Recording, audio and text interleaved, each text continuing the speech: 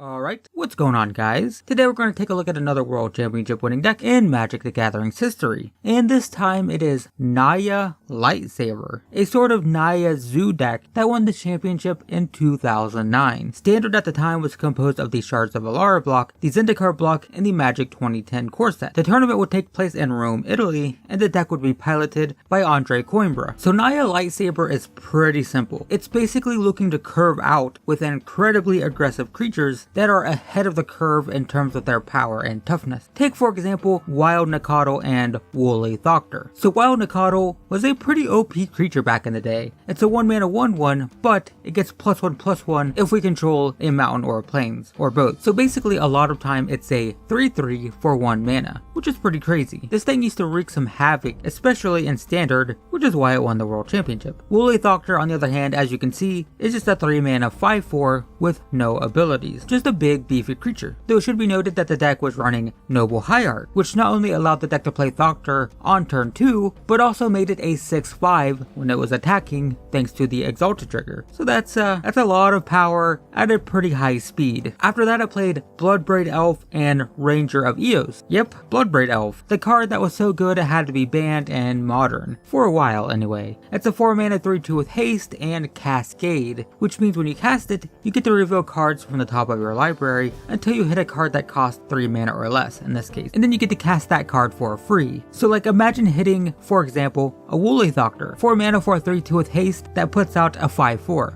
That's pretty good. And there were plenty of other great things you could hit. We'll get to those in a second. Now Ranger of Eos is a 4-mana 3/2, and when it enters the battlefield, we get to search our library for 2 creatures that cost 1 or less and put them into our hand. 1-drops might not seem all that powerful, but remember, Wild Nacatls, there are 3/3s, so you could get 2 of those and then suddenly just flood the board with some kind of beefy creatures. Or you could also get Noble Hierarch for the Exalted triggers too. So yeah, there's actually some pretty cool things we could fetch. But there was one other creature we could fetch, and that was Scoop Mob. Now Scoop Mob is pretty janky. It's a 1-mana 1/1, but it gets 4 +1/+1 counter at the beginning of our upkeep if we have 5 or more lands. So yeah, it's kind of janky and it's actually kind of bad, but because this deck could fetch it up with the Ranger and the late game, you had the option of, just building a massive creature if the battlefield was clogged up. So yeah, there's some utility there. It only played a single copy. It really didn't want to draw these, not very often, but yeah, you could tutor it up and just let it sit there and collect counters over a few turns if necessary. And then the final creature in the deck, and man, what a powerhouse it was. We're talking about Baneslayer Angel. It's a 5-mana 5/5 with flying, first strike, and lifelink, which is pretty good. And then it also has protection from demons and dragons, so it pretty much remained uncontested in the skies. This was a game swinger for sure. It could bring you back from the brink of death and also just pummel the opponent into the ground. It was a pretty good card and reminiscent of the more recent Lyra Dawnbringer. But yeah, just a really big 5-mana 5/5 flying first strike lifelink alone, really good. So yeah, that's a game winner right there. Anyway, moving on. Now this is where it just gets unfair. The deck actually got to play Lightning Bolt and Path to Exile in Standard. I know, it's crazy, right? That's a pretty good removal package, especially since you could hit these things when cascading with Bloodbraid Elf. And I mean, look at this. Noble Hierarch, Bloodbraid Elf, Lightning Bolt, Path to Exile. That's a lot of good stuff. That's modern playable stuff that you got to play in Standard. If you watch the other World Championship deck techs from around this time,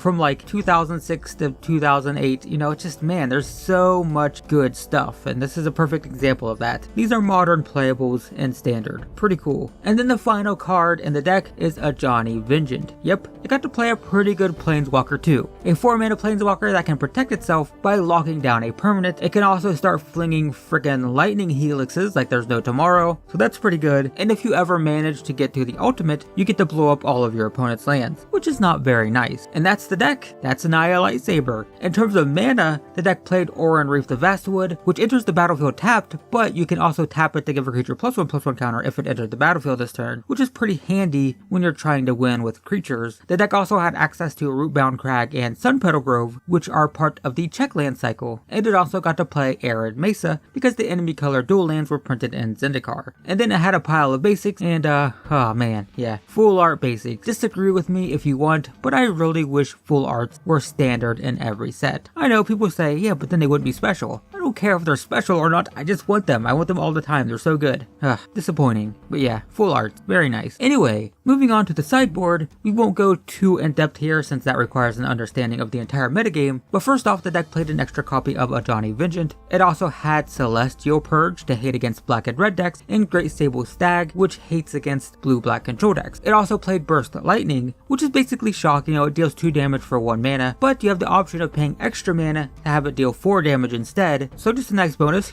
strictly better than shock. And this is very telling of the time, because right now, just as I'm recording this might not be relevant to when you're watching it, but right now, we have Lightning Strike and Shock, both not great. At this point, they had Lightning Bolt, strictly better than Lightning Strike, and Burst Lightning, strictly better than Shock.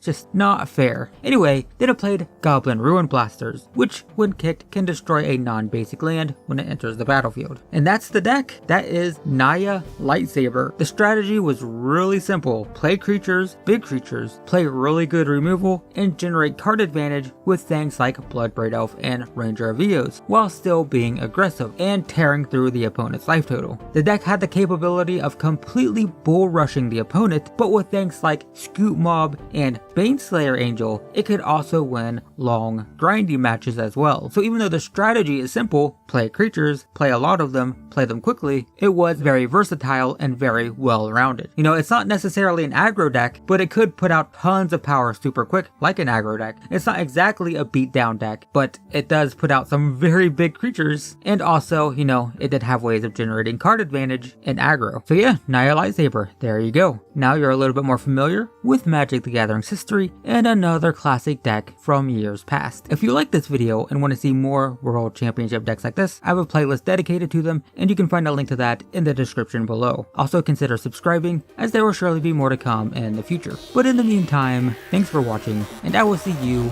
in the next one.